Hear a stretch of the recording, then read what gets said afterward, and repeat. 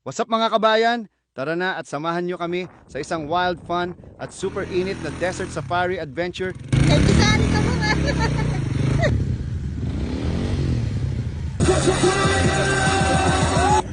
Pagdating namin sa disyerto, wala nang intro-intro. Pinasakay agad kami sa 4x4 para kaming sumali sa Fast and Furious Sand Edition. Sa una, chill pa, kampante kami, akala namin easy ride lang. Pero nung biglang nagsimulang tumalon-talon yung sasakyan sa buhangin, hala, parang roller coaster na walang seatbelt. Tawa kami ng tawa, pero yung kaluluwa namin naiwan sa likod ng sand dune. That moment, alam na namin ang feeling ng nilamog na duhat. Literal, ganto.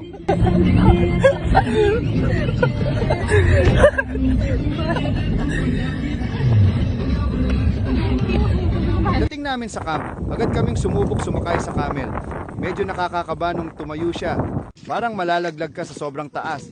Pero nung naglalakad na, kumakaway pa kami na parang artista. Enjoy na enjoy, kahit may halong kaba.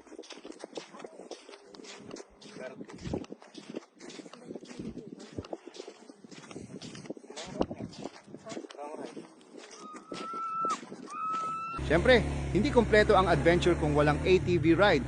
Chill ride lang sana kami. Pero bigla na lang nagwawala tong isa. Todo bangking kaliwat kanan sa buhangin. Pasikat ka, boy!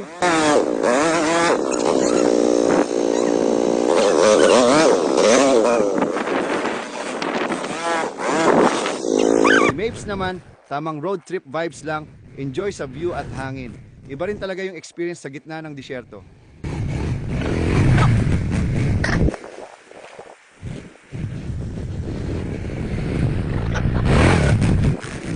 Pero ingat kayo ha, kung ayaw nyong maligo sa buhangin, huwag nyong gagayahin to.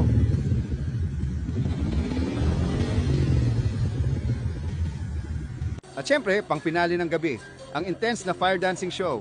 Ang gagaling nila parang modern day ati-atihan.